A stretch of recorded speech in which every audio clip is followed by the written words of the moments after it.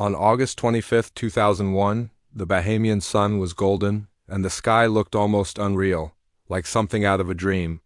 On a small island runway, a young woman stood beside a twin-engine Cessna, smiling faintly.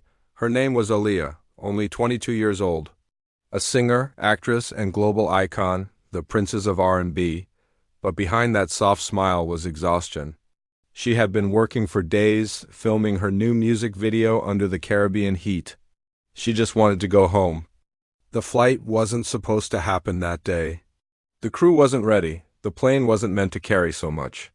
But sometimes fame and fatigue cloud judgment, and that's how history is made. And lost. 10 minutes after takeoff, the Cessna would fall from the sky like a wounded bird. But what really happened in those final minutes, and in the hours before, would reveal a haunting story of trust, pressure, and the thin line between destiny and disaster. The air in Marsh Harbor felt thick that week, humid, heavy, and still. Locals say the island has a way of slowing time, making even the smallest moments linger.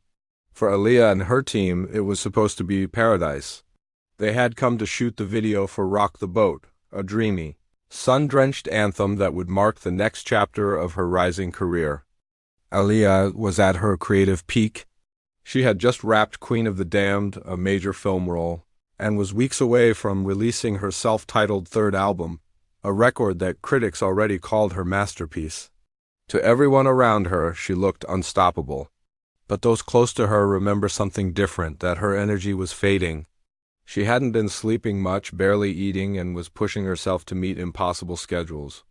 Barry Hankerson, her uncle and manager, had built her image on professionalism. Never complain, always deliver. That pressure, silent but constant, followed her everywhere. The shoot itself was breathtaking. The turquoise water shimmered like glass. Aaliyah floated effortlessly in designer costumes, her voice and movements perfectly in sync with the rhythm of the waves. But behind the camera, small frustrations began to pile up, missing equipment, delays, the tropical heat melting makeup, and patience alike. By the fifth day, the team was drained. The director wanted to extend the shoot for just one more shot, but Aaliyah wanted to go home. She had a concert tour coming up. She missed her family. Most of all, she was tired of feeling like her body was being pulled in every direction. When she asked her team to book an early flight back to Miami, she was told it might be complicated. The charter company they'd used was small, and flights weren't always easy to arrange on short notice. Still, Aaliyah was firm. She wanted to leave that evening, no matter what. That's when the first crack appeared. The small Cessna 402B sitting on the runway wasn't the same plane they'd arrived on. The original aircraft wasn't available, so the team arranged another through a local company. The pilot, a 30-year-old Bahamian named Luis Morales III, was new to the job. He had only been cleared to fly charter routes for a few days. He was young, confident, and eager to please the celebrity in front of him. Witnesses say Aaliyah looked anxious when she saw the plane. It seemed small, too small for the luggage her team had brought: video equipment, cameras, lighting, wardrobe trunks, and personal bags. The pilot reportedly warned that the aircraft was overloaded. But people were tired, and no one wanted to delay the trip another night. That's the thing about tragedy. It doesn't arrive with thunder. It starts with small choices that feel harmless in the moment. As they began loading, the scale showed the truth. Nearly 700 pounds over the aircraft's safe limit. The pilot hesitated.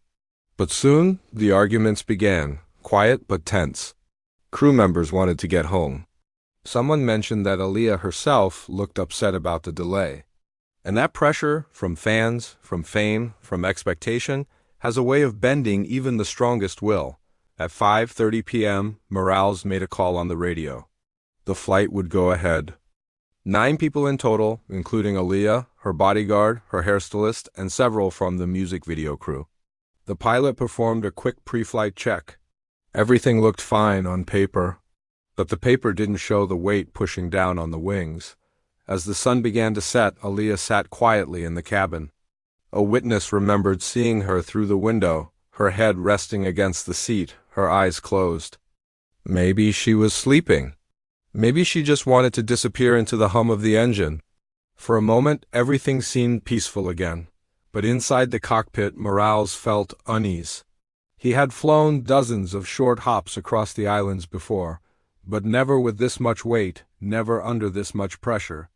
The Cessna's engines roared to life, a sound that drew curious locals to the edge of the airstrip. Some waved. Some filmed.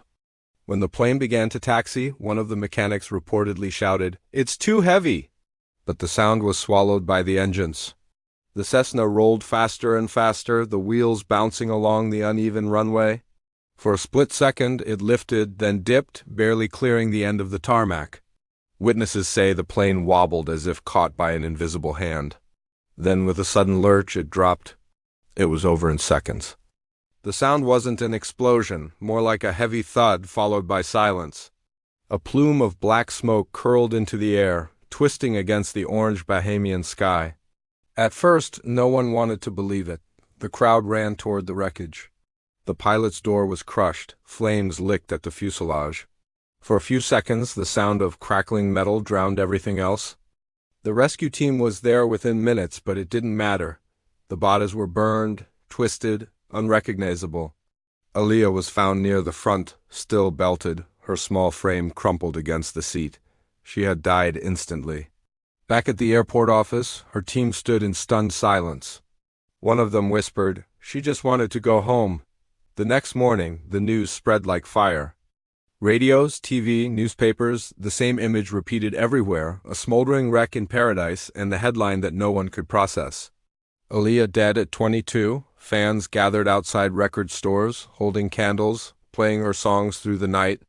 It wasn't just grief, it was disbelief. She had been so alive just days before, glowing in music videos, laughing on interviews, building a future that now simply ... ended. In a single heartbeat, the music world lost more than a singer. It lost a symbol of innocence, ambition, and promise, crushed under the weight of bad timing and human error. But as the investigation began, darker questions surfaced. Who cleared that flight? Why was the pilot allowed to take off despite the overload? And who was really responsible for the decisions that led a young woman to her death? The answers, and the hidden truths behind them, would soon reveal a chain of deceit that started long before the plane ever left the ground. When investigators from the Bahamian Civil Aviation Department arrived at the crash site the next morning, the air still smelled faintly of jet fuel and salt. The wreckage was scattered barely 200 feet from the end of the runway, a shallow scar in the sand surrounded by melted fragments of aluminum and scorched palm leaves. The scene was deceptively quiet. The ocean whispered nearby, almost mocking the chaos that had unfolded less than a day before.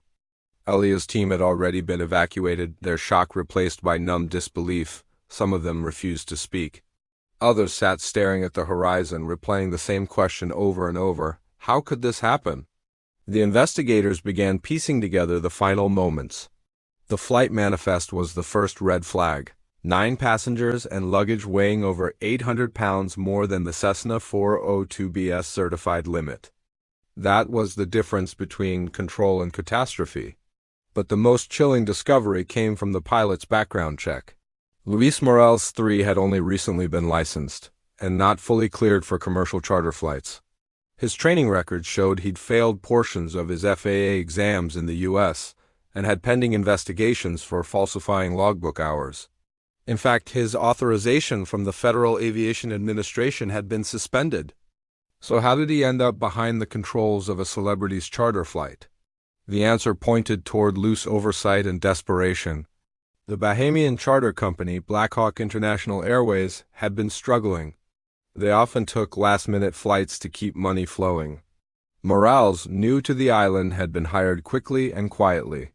When Aaliyah's team requested an urgent return trip to Miami that evening, Blackhawk's management didn't want to lose a high-profile client.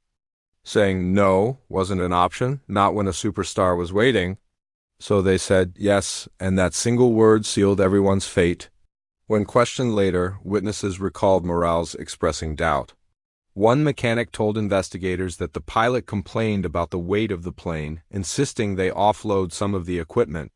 But members of Aaliyah's entourage reportedly pushed back, not angrily, just impatiently.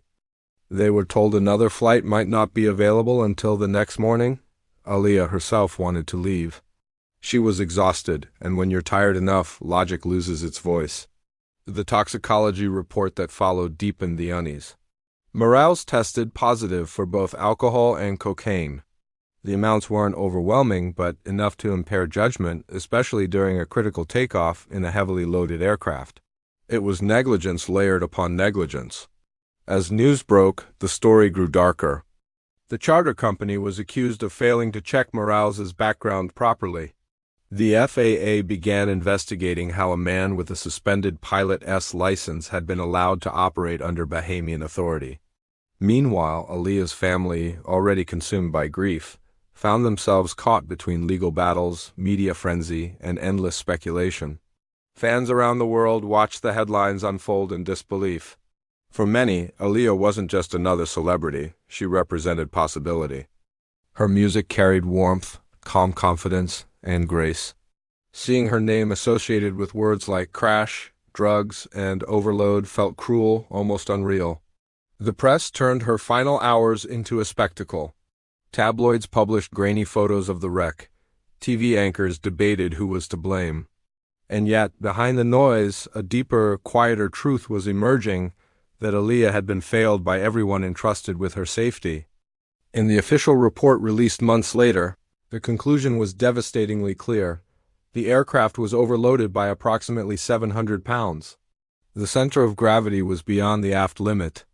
The pilot was not authorized to fly commercially and had substances in his system that impaired his ability to operate safely. The statement was cold, clinical, but behind those words lay the weight of 9 lives. Aaliyah's parents received the report privately before it was made public. Her mother, Diane, would later say in an interview that reading those pages felt like losing her all over again. Every line was a reminder of the warnings ignored, the choices rushed, and the system that let it happen. As the months passed, conspiracy theories began to surface. Some claimed Aaliyah never wanted to board that plane, that she was reluctant, even terrified. A man who worked at the airport told reporters that she refused at first, saying she didn't feel safe and that someone insisted she get on anyway. Whether that's true or not remains unclear, but the image of her standing on that tarmac, silent, uncertain, burned itself into public memory. Behind closed doors, lawsuits were quietly settled. The charter company's license was revoked. Its owner vanished from the public eye. The pilot's name became a footnote in aviation infamy. But the emotional aftermath stretched far beyond the paperwork. Aaliyah's music began to feel like prophecy. Songs like I Care For You and Rock the Boat, once symbols of love and sensuality, now carried an eerie sadness as if she had somehow sensed that her story would end before it began. In the weeks after her death, her final album climbed the charts. Radio stations played her songs back to back. Fans wrote letters, poems, and prayers, leaving flowers outside her New York home. There was something ghostly about how her voice lingered, delicate, haunting, forever frozen in youth. But for those who knew her personally, grief turned into guilt. Her hairstylist, Eric Foreman, later admitted he questioned everything. We were all tired, she just wanted to leave. None of us thought to say, wait, let's do it tomorrow, if one of us had. He never finished the sentence. Investigators reconstructed the flight in simulations. They found that even if the pilot had managed to lift off cleanly, the aircraft would have been unstable. The slightest turbulence could have flipped it. It wasn't just overloaded, it was doomed from the start. Every factor, the fatigue, the pressure, the impatience, the unqualified pilot, converged in one fatal decision. But even as the evidence became undeniable, some refused to accept it. Fans clung to rumors, sabotage, secret motives, even whispers of dark premonitions.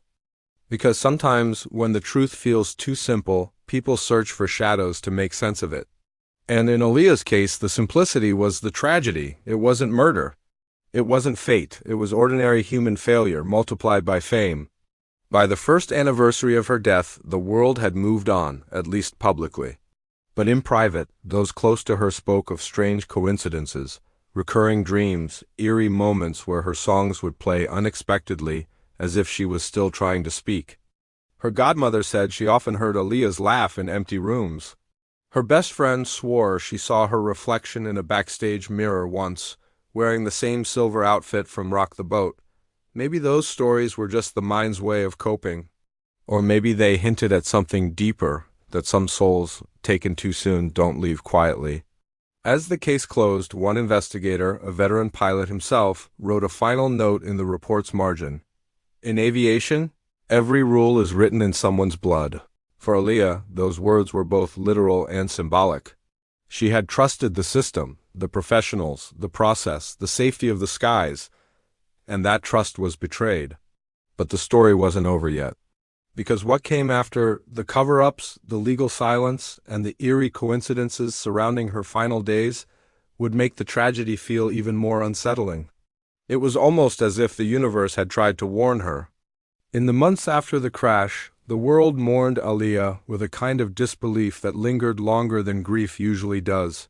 Her death wasn't just tragic, it felt wrong, like a mistake the universe wasn't supposed to make. Her funeral in New York City was surreal. Hundreds of fans stood in silence along Park Avenue as a white horse-drawn carriage carried her coffin through the streets. She was laid to rest in a silver casket, surrounded by white flowers, her favorite color. Doves were released into the sky, scattering against the morning sun. For a moment, the world stood still. But behind the tears and tributes, something else was unfolding, a quiet unease among those who'd worked closest with her. People began to talk about strange feelings, eerie coincidences, and warnings that no one had listened to. Her makeup artist, who'd been with her on the island, recalled that Aaliyah had grown distant during the final day of the shoot. Between takes, she'd sit silently, staring out over the ocean. When asked what was wrong, she whispered something that didn't make sense at the time. "I don't like that plane. I feel like we're not supposed to leave today." The crew laughed it off. Everyone was hot, tired, and sunburned. The idea of staying another night on the island sounded miserable. But later, after the crash, those words began to replay in people's heads over and over, like a warning that had come too late. Her stylist remembered another detail. Before boarding, Aaliyah insisted on resting in the van while the crew loaded the plane. She said she didn't feel well. It was one of the few times she ever refused to rush for anyone. When her team finally came to get her, she reportedly said, "Can you just check one more time if there's another flight?" There wasn't, and so despite every instinct in her body, she climbed aboard that overloaded Cessna. After her death, some fans began connecting dots, coincidences that felt almost supernatural. Her final music video, Rock the Boat, looked eerily like a goodbye letter. She was filmed floating on turquoise water, her body weightless, her eyes calm, her voice whispering lyrics about love, surrender, and letting go. The visuals were beautiful, but now they felt prophetic. Even the closing shot, her body drifting beneath the waves, would later haunt millions. It looked like peace. But it wasn't. In the years that followed, friends revealed that Aaliyah had an odd fascination with dreams and omens. She used to say that she believed in energy, that everything we do leaves traces, signals, warnings.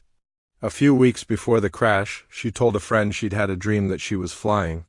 In the dream, she said, "It felt like my body was light, like I wasn't supposed to come back down." At the time, it sounded poetic. Only later did it sound like something else. The people around her tried to move on, but fame doesn't let people rest. Every year, someone would release a documentary, a tribute, or a theory. And every time the same question returned. Was her death preventable? The answer was always yes. The overloaded plane, the unqualified pilot, the ignored warnings. All of it avoidable.